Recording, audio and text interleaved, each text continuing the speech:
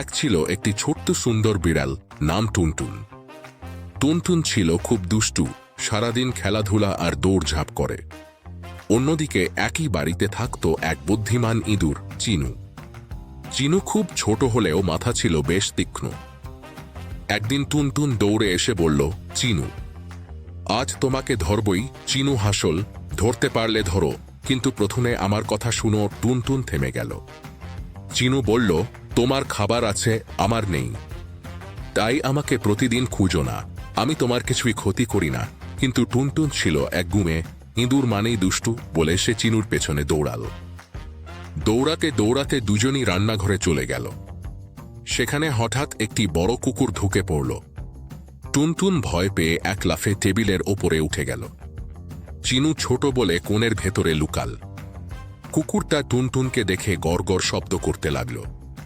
চিনু বাইরে উঁকি দিয়ে দেখল টুনটুন বিপদে। চিনু বলল, টুনটুন, আমার কথা শুনবে? টুনটুন ভয় পেয়ে বলল, হ্যাঁ, শুধু আমাকে বাঁচাও। চিনু কুকুরটার সামনে দৌড়ে গিয়ে তাকে বিভ্রান্ত করল। কুকুরটা ইঁদুরের পেছনে দৌড়াতে গিয়ে রান্নাঘরের বাইরে চলে গেল। ফাঁক পেয়ে টুনটুন জানালার ওপরে উঠে নিরাপদে নেমে এল। টুনটুন অবাক হয়ে বলল, চিনু, তুমি আমার প্রাণ বাঁচিয়েছ।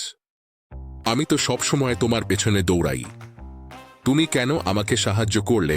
চিনু হাসল, কারণ বিপদে কারো পাশে দাঁড়ানোই আসল বন্ধুত্ব।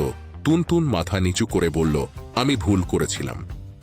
ইঁদুর মানেই দুষ্টু, এটা ঠিক নয়। সেদিন থেকে টুনটুন আর চিনু একে অপরের বন্ধু হয়ে গেল।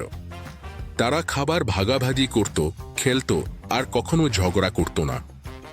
কাউকে তার ছোট আকার বা পরিচয় দেখে বিচার করা ঠিক নয়। দয়ালু হবার জন্য বড় হওয়া লাগে না।